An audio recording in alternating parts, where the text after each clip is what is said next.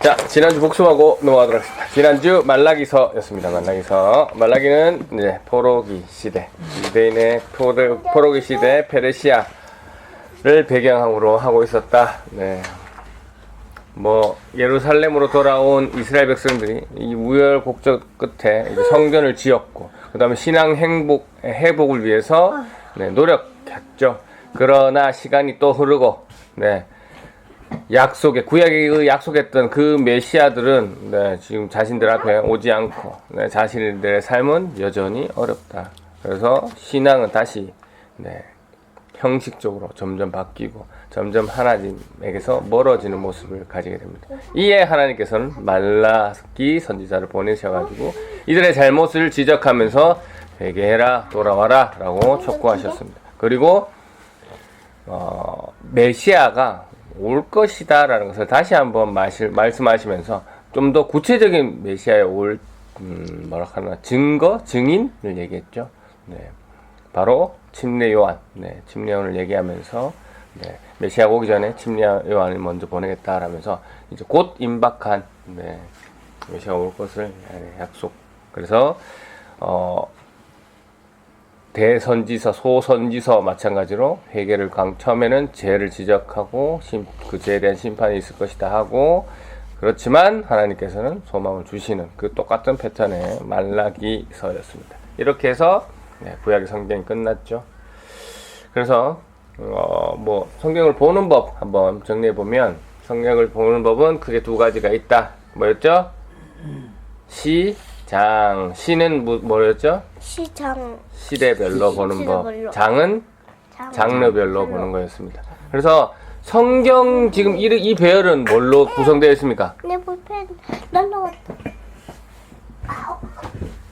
성경 지금 우리가 성경 쭉 보고 있잖아요. 이 보고 있는 순서는 시대별로 되어 있습니까? 장르별로 되어 있습니까? 시대. 장르. 두 개 중에 한 개인데 장르별로 되어 있는 거죠. 장르별로. 장르별로 되어 있습니다. 장르라 하면 그 책의 장르, 그 책이 어떤 장르인지에 따라 이렇게 성경을 모아놨다라는 것을 우리가 알 수 있습니다. 우리가 구약 성경은 어떻게 했죠? 5, 12. 맞습니다. 5, 12. 그래서 그렇게 나눠져 있습니다. 다 아시겠지만 다시 한번 복수하면 5는 뭐였죠? 첫 번째 5, 12, 5, 12. 첫 번째 5는 하나님 주신 율법서였습니다. 모세오경을 얘기하는 거였고, 두 번째는 12는 역사서였죠. 세 번째 5는 시가서였고, 5, 12. 첫 번째 5랑 두 번째 12는 똑같이 선지서인데 대선지서, 소선지서. 나누는 기준은 없다. 그냥 분량의 차이다. 분량이 많으면 대선지서, 분량이 적으면 소선지서 이렇습니다. 그리고 이거는 이제 지금 성경이 배열되어 있는 장르별이고, 우리가 성경을 제대로 보기 위해서는 이 장르별도 중요하지만 시대별로 보는 게 중요하다. 시장 할 때 시대별로 보는 게 장르별로. 그래서 성경의 흐름을 이해하기 위해서는 이 시대별로라는 것을 알아야 되는데, 우리가 지금 목장 시간을 통해서 외우고 있기 때문에 오늘 배운 데까지만 한번 해볼까요? 자, 거실 문을 열고 들어왔습니다. 누가 계십니까? 하나님 계셨습니다. 하나님 뭐 하고 계시죠? 뭐 만들고 있죠. 뭐를 만들고 있습니다. 그래서 무슨 시대? 창조 시대. 제일 왼쪽 위가 뭡니까? 선풍기대. 상자 4개. 상자 4개에 누가 있습니까?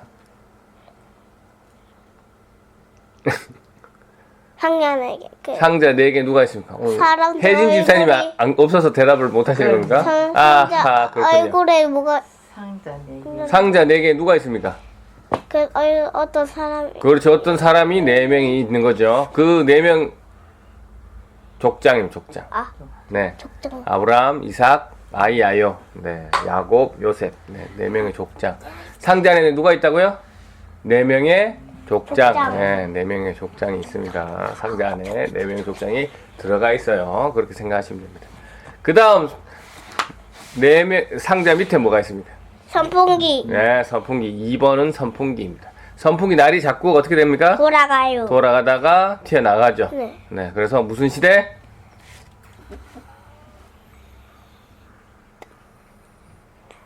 무슨 시대입니까? 계속 도는 광야. 시대. 그렇죠. 광야 시대. 그리고 선풍기 날이 나가잖아요. 튀어나가잖아요. 네. 네, 뭡니까? 탈출하잖아요. 네. 출애. 출애굽 광야 시대. 이렇게 하시면 돼요. 출애굽 광야 시대라고 외우시면 됩니다. 네. 기억하시죠? 출애굽 광야 시대. 자, 그 다음 그 밑에 뭐였죠? 책을 가지고 어떻게 한다고요? 싸워요. 싸웁니다. 그럼 무슨 시대? 싸움. 책을 왜 가지고 싸울까요? 서로 자기 하려고 싸우는 거잖아요. 왜 그랬을까? 정복 시대. 네, 가나안 정복 시대. 출애굽한 백성들이 약속의 땅 가나안 땅에 들어가는 정복 시대입니다. 여기까지인데요. 이따 목전 시간에 한 번 더 외워보고요. 그래서 안돼 이거 안 돼. 우리가 지금 성경의 배열이 뭘로 돼 있다고요? 성경. 시대별로 돼 있습니까? 장르별로 돼 있습니까? 장르. 장르별로 돼 있습니다. 그래서 오늘부터는 또 이 장르별로 들어가야 되니까 네, 마태복음부터 들어갈 텐데 신약 역시 숫자로 나눌 수 있다 했죠. 장르별로. 네, 제가 기억하기는 제가 4 하나, 14, 7 하나라고 했는데 맞죠? 요거 틀렸습니다. 4 하나, 13, 8 하나입니다. 4 하나, 13, 팔 하나. 8 하나. 네. 감사합니다. 계속 앉아 있네요 거기. 그래서 첫 번째 4는 뭐였죠? 사? 네. 창세기는 사사시대. 뭐야? 사사시대. 구약은 율법서였고 요 사사시대. 신약은 이 첫 번째 네 개 뭡니까? 사사시대. 뭐였습니까? 사사시대. 사사시대. 사사시대. 건강보험. 사사시대. 복음서입니다. 복음서. 네, 복음서. 내 발가락. 복음서랍니다. 내 발가락 구약은 가지고. 첫 번째 5가 네, 율법서. 신약은 첫 번째 4가 복음서. 네. 그 다음에 구약은 두 번째 5, 12 두 번째가 뭐였죠? 역사서. 신약의 첫 번째 두 번째 한 개는 뭡니까? 똑같이 역사서. 네, 사도행전이잖아요. 역사서. 똑같습니다. 배열이. 그 다음에 구약의 세 번째는 시가서죠. 시가서인데 뭐 여기는 없고. 네, 그 다음 구약의 네 번째 뭡니까? 5, 12, 5, 5, 12. 네, 선지서죠. 선지서. 근데 신약은 뭡니까? 서신서죠. 서신서. 네, 서신서인데 이게 13이랑 8로 나눠집니다. 네, 13이랑 8. 똑같은 서신서인데 왜 나눠지느냐? 뭐 앞에 13권은 바울이 썼기 때문에 그렇고 뒤에 8은 네, 공동서신이라고 해서 네, 이 일반적인 교회에 대해서 썼기 때문에 네, 바울이 쓴 건 아니고 네, 공동의 교회에게 여러 사람이 읽으라고 쓰였기 때문에 공동서신이라고 부르고 마지막에 한 개는 네, 예언서 요한계시록이 되겠습니다. 다시 자 처음에 네 개는 복음서, 그 다음에 한 개는 역사서, 그 다음에 몇 개? 13개는 바울 서신서, 그 다음에 7개는 공동서신서, 그 다음에 한 개는 요한계시록입니다. 그래서 잘 생각 안 날 때는 구약으로 비교해서 네, 율법서, 그것도 생각이 안 나면 어떡하려고요? 역사서, 시가서, 선지서 이렇게 그럼 나눠져 아빠한테 있는 물어봐야 되지. 그렇게 생각하면 됩니다. 네, 감사합니다. 또 하면 됩니다. 네, 할 수 있을 때 그냥 뭐 나는 못 외워 하지 마시고 쉬고 네, 또 이렇게 외우려고 노력해 보시고 뭐야? 다음에 또 외우면 됩니다. 뭐야 이거 한 개도 안 썼네. 자, 그래서 구약의 내용을 한 문장으로 요약하면 그거죠. 메시아가 올 것이다. 네. 오실 메시아. 그리고 신약을 한 문장으로 하면 오신 메시아. 이렇게 되겠죠. 그래서 구약의 내용, 우리가 지금까지 봤던, 지난주까지 봤던 오실 메시아에 대해서 봤는데, 네. 그 메시아가 바로, 네. 신약에서 누굴 얘기하고 있는 겁니까? 네. 구약에 나타난 그 메시아, 신약이 누굽니까? 예수님. 야, 감사합니다. 예수님입니다. 네, 예수님. 그래서 오늘은 그 첫 번째 복음서인 네, 마태복음을 보겠습니다. 마태복음 누가 썼을까요? 마태가 썼습니다. 네, 마태복음의 장르는 뭐였다고요? 장르별로. 네, 바로바로 대답할 수 있을 때까지 계속 복습하겠습니다. 복음서라고 했습니다. 복음서는 몇 개? 네 개. 감사합니다. 복음서란 뭐냐? 복동 소리, 네, 글서. 네. 그래서, 네, 복음의 소리, 좋은 소식, 기쁜 소식. 네, 우리가 예전에 많이 했었죠. 그래서, 무엇이 기쁜 소식인가? 라고 했을 때, 네, 문맥적으로 보면, 구약에 오신다라고 했던 그 메시아가 오신 소리. 그래서 그게 기쁜 소리다. 라는 게 복음서였습니다. 그래서, 이 복음서는 네, 마태, 마가, 누가, 요한이 썼고요. 마태복음에 이제 신약에 여러 가지가 있겠지만 마태복음이 신약에 가장 첫 번째 나온 이유가 뭘까요? 마태복음을 가장 먼저 썼기 때문에 제일 앞에 있을까요? 아니면 마태복음을 쓴 마태가 가장 훌륭한 제자였기 때문에 썼을까요? 아니죠. 뭐 마태의 직업은 뭐였죠? 세고네. 예수님 따르기 전에 세금 받는 사람. 예, 세금 받는 나쁜 놈이었잖아요. 세리였잖아요, 세리. 예, 사람들이 그렇게 싫어하던 일제 앞잡이 같은 네, 세리였잖아요. 그런데도 마태복음이 제일 앞에 와 있는 이유 뭡니까? 계곡. 달성 여기 놔두는데요. 앞에서 말씀드렸지만 네, 구약에 예언된 메시아가 바로 예수님이다라는 것을 가장 잘 표현하고 있기 때문에 네, 그렇게 생겼습니다. 그래서 뭐 구약 성경을 50회나 인용하고 있는데요. 네. 그래서 마태복음은 이제 구조상 서론, 본론, 결론 이렇게 나눠 있습니다. 네. 그래서 서론 쪽에는 무슨 내용이 있냐? 예수님의 탄생과 예수님의 사역이 어떻게 시작할 것인가에 대한 준비에 대한 모습이 나와 있는데요. 우리가 함께 이제 한번 읽어볼까요? 마태복음 2장 15절 말씀 한번 읽어보겠습니다. 시작. 요셉은 헤롯이 죽을 때까지 이집트에 있었습니다. 이것은 주께서 예언자를 통하여 하신 말씀을 이루신 것입니다. 내가 나의 아들을 이집트에서 불러내었다. 네. 아기 예수님이 네, 헤롯을 피해서 어디로 갑니까? 도망을. 예루살렘으로 가. 헤롯을 피해서 그 동방박사 얘기 아시잖아요. 와, 예수님이 그 베들레헴 마곡간에서 태어났는데, 네, 동방박사들이 와서 인사하잖아요. 그 전에 동방박사들이 누굴 먼저 만납니까? 헤롯을 만나잖아요. 헤롯을 만나서 이스라엘의 왕이 태어날 것이다라고 얘기하잖아요. 그래서 그 헤롯이 뭐라 합니까? 그 왕 나도 경배하고 싶다. 태어나면 알려주고 가라. 했는데 얘네들이 그냥 바로 갚으잖아요.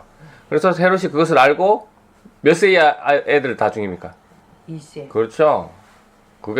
그래서 그거를 네, 꿈에 그것을 알고 나서 예수님하고 마리아하고 베들레헴으로. 네, 어디로 갑니까? 베들레헴. 애굽으로 도망가잖아요. 네, 감사합니다. 애굽으로 가면은 살 수 있는. 아이고, 네, 꿈에, 네, 환상으로 천사가, 네, 애굽으로 가라라고 해서 애굽으로 가잖아요. 네. 그래서 애굽으로 갔다가, 이제, 네, 헤롯이 죽자 돌아오잖아요. 네. 그런데, 지금 방금 읽은 말씀 뭡니까? 네, 요셉은 헤롯이 죽을 때까지 이집트에 있었다라고 하잖아요, 요셉이. 네. 요셉은 저 아버지 아니에요? 그렇죠, 저거 아버지죠, 저거 아버지인데. 예수님 아버지. 그렇지, 맞죠. 이것은 주께서 예언자를 통해 하신 말씀을 이룬 것입니다. 내가 나의 아들을 이집트에서 불러내었다라는 거. 네. 주께서 예언자를 통해서 하신 말씀, 이게 어디에 기록되어 있냐면 출애굽기에 기록되어 있습니다. 네. 그래서 출애굽기에 기록된 이 사건이 이루어졌다라는 거죠. 출애굽기에 요 구절이 있거든요. 내가 나의 아들을 이집트에서 불러내었다라는 구절이 있거든요. 그것이 예수님을 통해서 뭐 됐답니까? 이루어졌다라는 것이죠. 네. 예수님도 헤롯 대왕을 피해서 네, 이집트로 갔다가 네, 애굽으로 갔다가 네, 다시 돌아온 것을 통해서 요 사건이 이루어졌다라는 것을 이야기하고 있습니다. 네. 왜 이걸 썼을까요? 예수님이 구약에 기록된 그 메시아가 맞다라는 것을 얘기하고 있기 때문에 그렇습니다. 네. 그리고 동방박사에게 속은 헤롯이 2살 이의 아들을 다 죽이라고 했잖아요. 네. 이것도 어디에 나오냐? 출애굽기. 이 출애굽기하고 연관이 엄청 많습니다. 예. 출애굽기에 이 바로 왕이 이 산파들에게 우리가 이번 달에 주제 찬양을 부르고 있는 요괴배스 노래처럼 히브리 산파들에게 너희들 얘네들 애들 봐오면서 남자이면 죽이고 여자애들면 남겨놓으라 하는 거잖아요. 그 사건을 떠오르게 하는 2살 이 아이들 다 아들을 죽이는 사건이 이겁니다. 그리고 예수님께서 또 공생애를 시작하기 전에 이 침례요한에게 침례를 받으시잖아요. 이 사건도 물론 이제 말라기에 그런 사건 우리가 예수님을 먼저 인도할 예언자가 나타날 것이다라고 기록되어 있지만 출애굽기에 이 침례받는 사건이 기록되어 있습니다. 뭘 얘기할까요? 빠밤.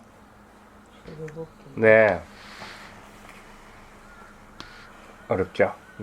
애굽을 탈출한 이 백성들이 뒤에 경비병들이 막 쫓아오잖아요. 그래서 하나님께서 낮에는 구름 기둥, 밤에는 불 기둥으로 이들을 지켜주시고 이제 막 가려고 하는데 앞에 막 뒤에는 쫓아오고 있고 앞에 뭐가 있습니까? 물이 있죠. 홍해. 그래서 그 홍해를 하나님께서 모세를 통해서 가르잖아요. 그 홍해를 지나가는 것을 침례라고 세례라고 보고 있습니다. 이게 제가 막 우기는 게 아니고요. 고린도전서 10장 2절에 보면 그렇게 바울이 표현하고 있습니다. 이걸 침례 사건이라고 정확하게 표현하고 있습니다. 그래서 침례가 뭐였죠? 물에 들어가면서 예전에 나는 완전히 죽고 나는 새로운 사람이 태어나는 것이잖아요. 이 출애굽한 이 이스라엘 백성들이 원래는 앞에 물이 있기 때문에 어떻게 됩니까? 죽어야 되는 거죠. 죽어야 되지만 하나님께서 살려주신 물에 들어갔다가 나오면서 가르고 나오면서 그렇게 됐다라는 거. 그래서 요 장면도 역시 예수님의 침례 장면을 떠오르게 하고 이스라엘 백성들이 홍해를 통해서 침례받은 것을 연상케 하는 있습니다. 그리고 이렇게 침례받은 예수님이 이제 그 침례를 받으실 때 비둘기가 성령이 비둘기처럼 나타나고 그 하늘에서 소리가 나잖아요. 어떤 소리가 납니까? 한번 읽어볼까요? 마태복음 3장 17절 시작. 그때 하늘로부터 이는 내 사랑하는 아들이며 내가 기뻐하는 아들이다 라는 소리가 들려왔다. 맞습니다. 아멘. 출애굽기 4장 22절에 하나님께서 모세를 통해서 바로에게 선포할 때 대상은 이스라엘 백성들이었지만 똑같은 이스라엘은 내 아들, 내 장자라는 말씀입니다. 역시 예수님을 예표하는 것이고 또 예수님의 이 사건이 출애굽기의 이 장면을 연상시키는 있습니다. 또 있습니다. 많습니다. 예수님께서 광야에서 3번 뭐합니까? 예수님이 공생이 시작하기 전에 3번 광야에서 누구에게? 사탄에게 시험을 받잖아요. 사탄에게 시험을 받잖아요. 이때 예수님께서 사탄도 성경 말씀으로 질문을 던지지만 예수님이 이 사탄을 물리칠 때 뭘로 물리칩니까? 기적으로 물리칩니까? 기도. 힘으로 물리칩니까? 하나님의 말씀이잖아요. 하나님의 말씀. 하나님의 말씀으로 이 사탄을 물리치잖아요.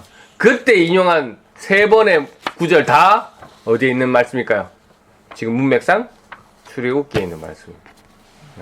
출애굽기에 있는 말씀으로 그 사탄을 물리치셨습니다. 그 다음에 그 이스라엘 백성들이 광야를 몇 년간? 40년. 그 40이라는 숫자 예수님께서 광야에서 며칠 계셨죠? 40일 계셨죠? 40일 계시면서 시험 받았잖아요. 그 40이라는 숫자도 가는 겁니다. 이거 구약하고 신약하고 그 사건이 이거다라는 것을 지금 마태가 설명하고 있는 거예요. 그래서 이 마태복음 이게 서론이고요. 이제 본론에 들어가면 예수님의 설교를 5번이 나오거든요. 5번의 설교를 설명하고 있는데 왜 5번을 나누냐? 이 5번을 통해서 뭐를 떠올리게 할까요? 모세? 아이, 따단. 정답입니다. 모세 오경. 네. 그래서 이 5편의 설교, 네, 모세 오경을 연상케 하는 그러한 구조이다라는 거. 그래서 이 5개의 내용을 간단하게 설명드리면, 첫 번째 설교는 산에서 설교했다. 산상수훈이라고 하잖아요. 그래서 예수님께서 구약 성경에 너희가 알고 있던 그 말씀이 지금 어떤 의미인지를 정확하게, 네, 설명합니다. 그래서 어떻게 설명하냐면, 너희는 그렇게 들었으나, 그러니까 너희는 그렇게 들었다는 것이 구약 성경을 통해서 너희는 그렇게 알고 있으나 나는 이렇게 말한다라고 예수님께서 여러 번 말씀하시면서, 네, 내가 모세보다 더 뛰어난, 네, 신임을, 내가 하나님의 아들임을, 네, 즉 율법의 완성자임을, 네, 이렇게 표현하고 계시는 거고요. 두 번째 설교는 전도 여행을 하시면서 이제 뭐 여러 가지 기적도 하시지만 하나님 나라가 무엇인지, 하나님 백성들은 어떻게 살아야 되는지에 대해서 말씀하고 있고요. 세 번째 설교는 이제 침례 요한의 질문, 또 안식일의 논쟁, 바리새인들과 서기관들의 이야기, 그리고 하나님 나라, 천국에 대한 이야기를 하시면서 이 하나님 나라는 어떤 자가 들어갈 수 있으며 하나님 나라에 대한 설명을, 네, 설교를 통해서 하고 있고, 네 번째 설교는, 네, 예수님에 대한 오해를, 네, 그러니까 메시아에 대한 오해를, 네, 다루고 있습니다. 이 오병이어 사건이 벌어지자 사람들이 예수님을 뭘로 모시려고 했냐면 우리의 왕으로 모시자고 했죠. 네.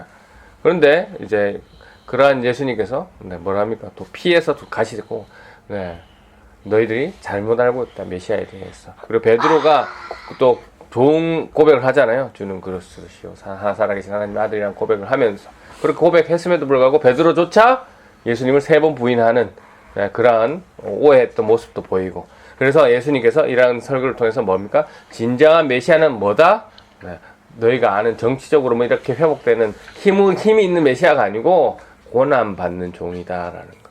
네, 고난받고 부활하는 그게 메시아다라는 것을 예수님께서 설명하고 있고, 마지막 5번째는 예수님께서 종말에 대한, 네, 설교를 하시면서, 네, 종말을 대비하고 종말에 대한 경고를 하는 모습, 이렇게 5가지, 네, 모세 오경을 떠올리는, 그리고 본론은 그렇고요.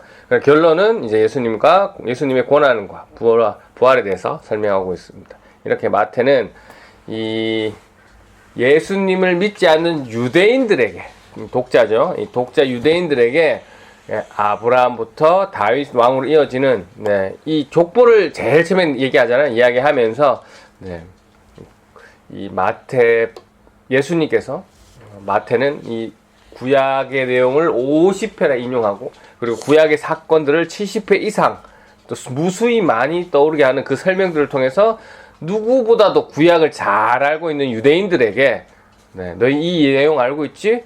그 내용이 이분한테 이렇게 이루어졌다라는 예수님을 설명을 하고 있습니다. 뭘로 설명하고 있습니까? 말씀으로 설명하고 있습니다. 예수님 뭘로 소개하고 있습니까? 말씀으로 소개하고 있습니다. 예수님이 이런 기적을 하신 분이야 라고 소개하는 것이 아니라, 이 구약의 말씀을 이루신 분이 예수님이다. 우리가 자꾸 오해하는 게, 예수님 전도할 때 막 보여주려고 하고, 내가 예수 믿어서 뭐 부자 되고, 이런 걸로 예수님 믿는 광고한다고, 내가 병을 치료하고 이런 걸로 얘기하는 거 아니잖아요. 네. 마태도 예수님 뭘로 증가하고 있습니까? 말씀으로 증가하죠. 그 기록된 말씀이, 네, 예수다라는 거. 우리도 이렇게 표현해야 될 겁니다. 그래서 이 마태복음은, 네, 구약과 신약을 연결해주는 다리 역할을 해주고 있고요. 그래서 이 유대인들에게 이 예수가 메시아다라는 것을 설득하려면 이 2가지가 돼야 됩니다. 첫 번째로 예수님의 족보가 반드시 다윗의 혈통이어야 돼요. 왜? 구약이 그렇게 써있기 때문에. 네. 이 유대인들은 그거 무조건 그래야 돼요. 네.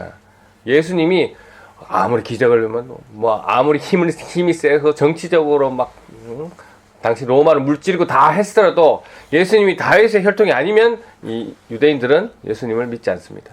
그러나, 네, 마태는 가장 첫 장에, 네, 예수님의 족보를 언급하면서, 네, 그 예수가 그 메시아다. 다윗의 후손 중에 메시아가 있다라는 것을 얘기했고, 두 번째 예수가 메시아라는 것을 증명하기 위해서는 뭐가 해야 되냐면, 구약에 그 나타낸 메시아가 구약에 수많은 우리가 다 같이 봤지만 메시아는 어떨 것이다 라는 내용들이 있잖아요. 그 내용들을 다 예수님께서 이루어져야, 네, 그 약속들이 성취되어야, 네, 메시아다라고 보는데, 네, 그 내용들이 예수님 통해서 이루어졌다라는 것을 마태가 기록하고 있습니다. 네. 그래서 뭐 앞에 거 다윗의 얘기를 하면 무조건 다윗의 후손이다라는 것을 강조하기 위해서 마태가 어디까지 얘기하냐면 족보를 얘기하잖아요. 족보를 얘기하는데 아브라함부터 다윗까지 14대요. 다윗부터 포로기 이전까지 14대요. 포로 이후부터 예수 그리스도까지 14대다라는 이 14, 실제로는 맞지도 않는 족보, 이걸 14로 맞춰서 얘기하거든요. 왜 14로 맞추냐? 14라는 단어가 다윗을 뜻하기 때문에 그렇습니다. 네, 다윗을 뜻하기 때문에, 네, 예수께서 그 다윗의 후손이다라는 것을 강조하는, 네, 그 마태의 의도도 들어가 있다라는 거. 그래서 우리는 그것에 대해서 의미를 잘 모르지만 이것을 읽는, 이 글을 읽는 유대인들은 와 하면서 읽는 거예요. 왜냐하면 이들은 이미 구약 성경을 잘 알고 있기 때문에. 다윗이라는 글을 보면 다윗이라는 단어도 생각나지만 다윗이라는 게 14라는 숫자인 것도 함께 인식하고 있는 사람들이기 때문에 이 글을 보면서 와라고 했단 말이죠. 네. 그래서 이처럼 마태복음은 유대인들에게 예수님이, 네, 구약에 기록된 그 메시아임을 증명하는 책입니다. 또 한 가지가 되어 있는데요. 그게 마태복음의 첫 번째고, 두 번째는 이 마태복음의 특징은, 네, 성교의 보편성입니다. 성교의 보편성. 무슨 말이냐면 예수님은 유대인들의 왕일 뿐만 아니라 모든 민족의 왕이라는 얘기죠. 네. 예수님은 유대인을 위한 분만 오신 분이 아니라, 네, 이 세상의 모든 민족들, 모든 이방인들을 위해서 오신 분이다라는 것을 잘 나타내고 있습니다. 오랜만에 합니다. 네, 예수님의 두 가지 큰 명령. 너무 오랜만에 하셔서 생각 안 나실 겁니다. 심판. 심지어 우리 주보에 항상 제일 앞에 있는, 네, 우리가 레포츠 교회를 시작할 때 모티브로 살고 있는 이 두 가지 예수님의 큰 계명 두 가지 뭐였습니까? 첫 번째, 하나님을 사랑하고 이웃을 사랑하고. 대계명. 네. 대계명, 그리고 지상명령이었잖아요. 네. 그 대계명의 첫 번째 내용이 하나님을 사랑하고 이웃을 사랑하라 였잖아요. 그리고 두 번째 계명이, 두 번째 명령, 지상명령이 이제 뭡니까? 세 가지였잖아요. 제자를 삼고, 침례를 주고, 네, 지키고 가르치다라는 우리 주보의 내용처럼. 네, 한번 마태복음 19장 20절이잖아요. 이 명령에 뭐가 들어가 있습니까? 모든 민족을 제자 삼아라라는 하나님 명령이 들었잖아요. 이 말이 뭡니까? 예수님께서는 유대인만 위해서, 유대인만 구원받기 위해서 오신 분이 아니다라는 것이죠. 예수님이 하늘로 올라가시기 전에 이렇게 명령을 하고 올라가신 거니까. 예. 그래서 예수님은, 네, 모든 민족의 왕이다라는 것을 마태복음을 통해서 말씀하고 있습니다. 자, 그래서 메시아를 이 설명을 들은 유대인들이, 아, 예수님이 메시아이시구나 라고 인정하는 사람들은 그 이후로, 네, 그리스도인이 되었고, 아직도 예수님은 그냥 인간이다, 예수님은 메시아가 아니다 라고 생각하는 사람들이 누구다? 유대인들이다 라는 거. 유대교하고 우리하고 나누어지는 가장 큰 건 딱 하나밖에 없습니다. 예수님을, 네, 하나님으로 보느냐, 그러면 그리스도교. 예수님을 그냥 사람으로 보느냐, 이것을 유대교라고 합니다. 예수님을 인정하는 사람들을 유대교. 그들과 같은 구약을 쓰고 있지만, 네, 그 차이로 갈리게 됐습니다. 그거 하나입니다. 그래서 그러면 그렇게 되면 궁금하잖아요. 이 사람들이 도대체 이 마태의 이 수많은 증거들도 있고 이 많은 내용들이 있음에도 불구하고 예수님을 하나님으로 믿지 않는 이유 궁금합니다.